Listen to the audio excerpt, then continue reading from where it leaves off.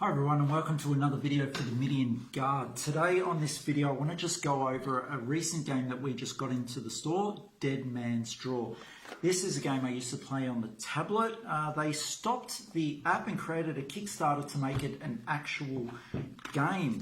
So much like the Greed game with the video that we actually produced before, you put the cards in a line on a track and you keep flipping, but you don't want to bust by drawing similar cards. Or the same card, I should say. So there are 10 suits within this deck. There's 60 cards to the deck and they number between 2 and 7. One of the suits, being a mermaid, goes up to 9. Okay, so I will just quickly go through what each of the suits are and then we'll play it on the track and you'll see it. Now there will be another video with the actual gameplay. Most likely myself and Cal play against each other and you'll see how the whole game goes. But just as a quick thing, we've got a cannon, we've got swords, we've got an anchor. Remember all these cards? I'll just explain it quickly as we play, as I just show it to you on the track.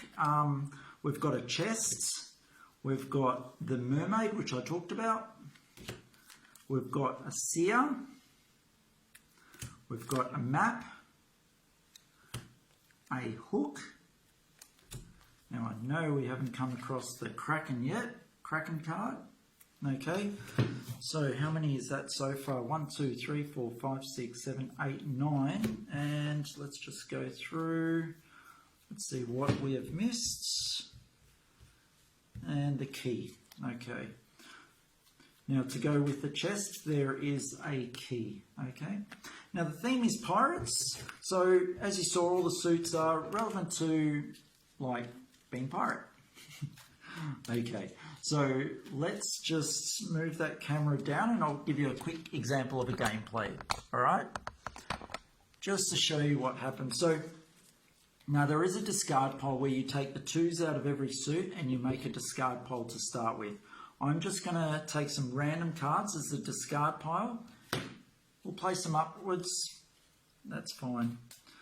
All right, so the way the game is played, very much you don't want the same card appearing on your track, otherwise you bust and you lose all the points for that card, okay? So here we go.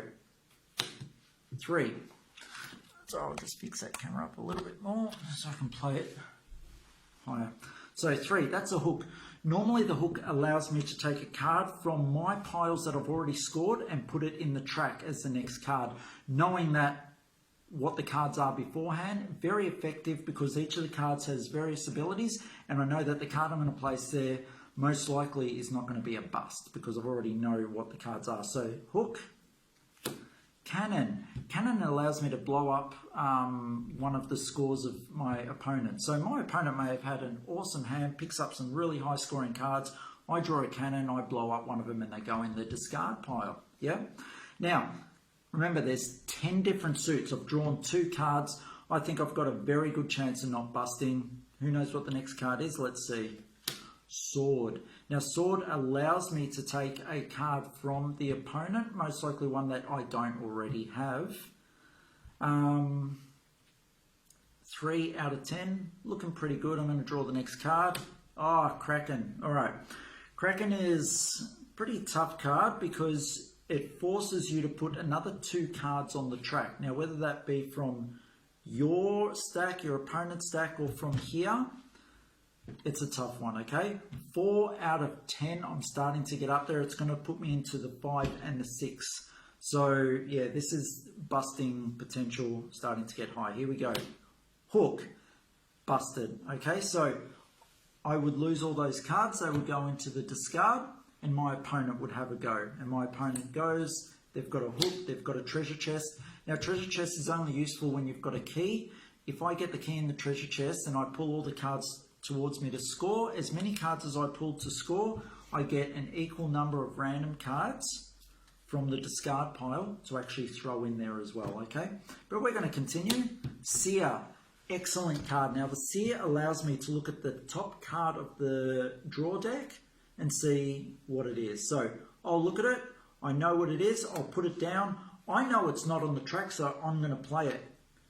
Bang, key. I've got the chest and the key. I know I can take all these points. They're not very high scoring. Remember, these cards go out up to 7, and I've got a 4, a 4, a 3, and a 5. Average, yeah? But I'm going to take them, and then I'm going to shuffle the discard deck. Now, this discard deck could have a whole bunch of numbers. We started off with 2s in the discard deck, but as the game goes and you're being blown up cards and busting and so forth, a whole bunch of others come in there. So I'll get a random 4 more cards as part of my score.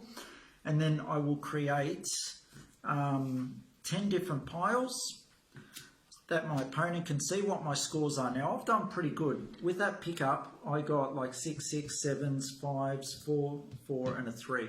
Now my opponent would have a go. So they're sitting across from me. Imagine this was across the table, and I'll put these across the table. And now my opponent would have his go. So 6, Cannon. Excellent card. This allows me to blow up one of my opponents. I see my opponent's only got 1 map, which is a 7 score. I'm going to blow that up, put it in the discard pile. Bang. So as you can see, they thought that they were ahead. The game goes until this deck is empty. So on this next one, I pulled a 9. Now normally I'd want to take all this. That's pretty good scoring, but I've only got 2 cards. So I'm going to keep going. Seer allows me to look at the next card. I know I'm not going to bust there. At this stage, I would probably take that, because if I drew the next card, there's a good chance I'd bust. Yep, I would have busted with another key. So, yeah, I would have taken those, and then my opponent would have had their go in drawing and so forth. And that's how the game continues, okay? So, you know, a very simple game, one that went to Kickstarter, one that was successful, quite successful actually, from Mayday Games.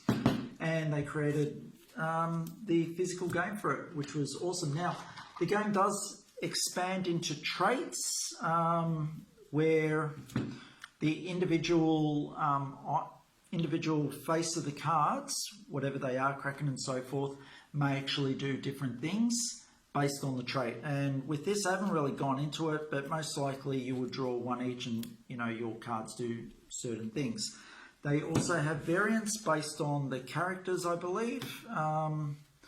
Let's just take a look at a random one. Sudden death. The first player to reach 50 points wins. If no player reaches 50, then the game ends as normal, which is when the deck ends, and then you count up the highest point value of each of the suits. So if I've got a 7 of hooks, then I would get 7 points for the hooks, and then go along with the other cards that I've got.